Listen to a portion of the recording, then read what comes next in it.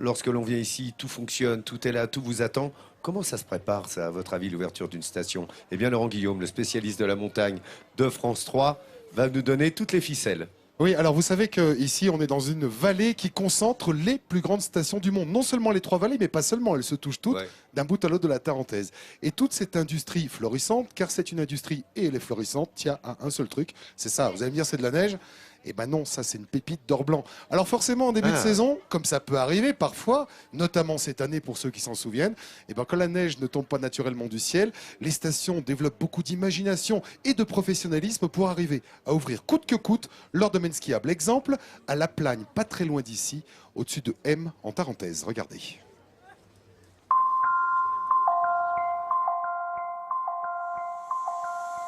En ce début de semaine qui doit mener à l'ouverture, l'ambiance qui règne dans la station est étrange. Le navire de croisière est à quai, prêt à partir, mais il n'y a pas d'eau. Des remontées mécaniques qui se réveillent doucement, quelques saisonniers qui arrivent tout de même, chacun est sur le qui-vive, dans l'attente des prochaines nouvelles du ciel. Et ce matin, une lueur d'espoir. Le dernier bulletin météo donne enfin, pour les heures à venir, une période de froid. Grâce au froid, les hommes vont fabriquer la neige que le ciel ne leur donne pas. En tant que nivologue, Claude doit aller sur le terrain vérifier la qualité de cette neige dite de culture. Décriée par les protecteurs de l'environnement, car consommatrice d'eau et d'énergie, la neige de culture est la seule roue de secours des stations pour vendre du ski malgré tout. En véritable inspecteur de la neige finie, Claude veut savoir si elle n'est pas trop humide et si, in fine, elle sera bonne à skier. Alors, on va prendre un petit peu de neige en surface déjà, là, comme ça. Comme voilà. ça, plus Ouais, non, c'est bon, ça suffit. Non, non, il en faut moins, voilà. Et puis on va poser la loupe dessus et puis on va voir ce que ça donne. Alors là, on voit des Qu'est-ce petites billes qu'on de voit glace, Ouais. comme de la bruine Oui, voilà. gelée, c'est-à-dire des gouttelettes d'eau ronde gelée.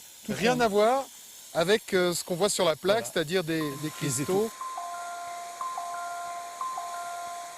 Les cristaux de neige naturelle, eux, sont formés de facettes et de branches multiples qui donnent cette forme d'étoile si particulière qu'on ne retrouve pas du tout dans la neige de culture. Donc c'est une neige qui est beaucoup plus dense, il y a moins d'air dedans, Oui, oui.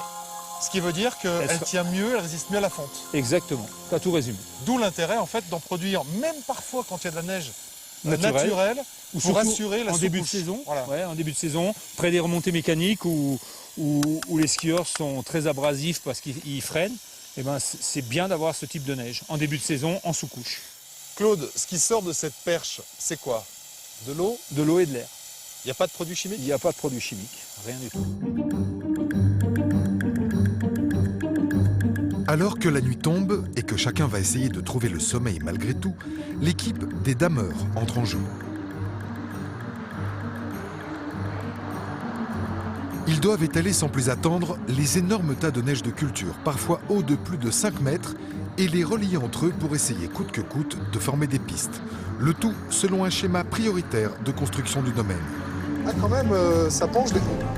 20... D'accord, non c'est bon. J'ai juste pas l'habitude. Oui, oui. Ça penche derrière, on se rend pas compte, mais... Une fois les tas reliés entre eux, Silvio devra fraiser, puis lisser la neige, ce qui permettra peut-être à la sous-couche de tenir toute la saison. Nous, on a un vrai impact sur le client, quoi. Le rendu, là, nous, on paye cash. Hein.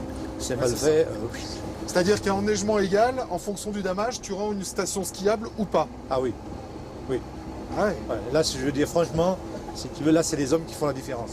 Tu mets la 5e symphonie comme ça, quand on donne de front comme ça à 5 machines, Ouais. je te jure, ça prend une autre dimension.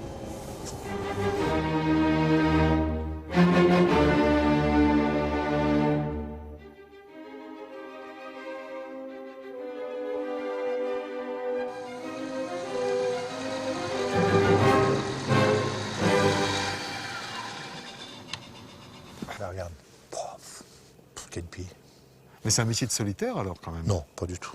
C'est vraiment un vrai travail d'équipe. On échange sans arrêt. Mais quand je te dis, c'est un travail d'équipe qui commence la journée avec les pisteurs par rapport au programme.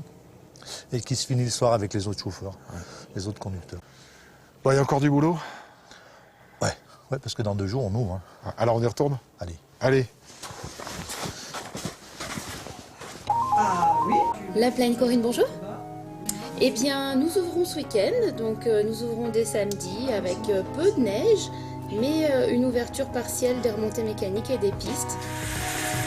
Malgré l'intransigeance des cieux, la Plagne va donc réussir son pari d'ouverture, même partielle. Les réservations d'hébergement sont d'ailleurs maintenues, avec environ 5000 personnes attendues pour le week-end et la semaine. Une forme de récompense pour tous ceux qui ont bossé d'arrache-pied ces derniers jours, pour tous ceux qui se sont battus pour l'or blanc. Et alors, quand on parle d'or blanc, c'est pas une expression, hein, ça fait tenir l'économie de cette vallée de la Tarentaise. Alors, précision quand même, ici à Val Thorens, à Noël, puisqu'il n'y avait pas beaucoup de neige en début de saison, maintenant, rassurez-vous, elle est là partout sur tous les massifs, eh bien, Val Thorens était la seule station de France à pouvoir ouvrir 80% de son domaine grâce à la neige de culture et grâce à son altitude. Fallait quand même le préciser. Alors, pourquoi c'est si important de bien travailler cette neige? Parce que quand elle tombe pas naturellement du ciel, il suffit pas de balancer de la neige à canon et puis de l'étaler. Et c'est beaucoup plus compliqué que ça. Au début, dans les stations, le gars qui tenait la perche faisait aussi le dameur. C'était très familial. Et plus ça va, plus les métiers de la montagne se sont professionnalisés. Ils sont devenus extrêmement techniques. Il y a des ratios. On calcule même l'épaisseur de neige en fonction du terrain. On a orienté les pistes. On les a revégétalisées l'été pour que sur de l'herbe, on puisse skier plus facilement que sur des cailloux. Ici, d'ailleurs, c'est un champ de cailloux l'été. Hein. Il faut au moins 1,50 m de neige naturelle.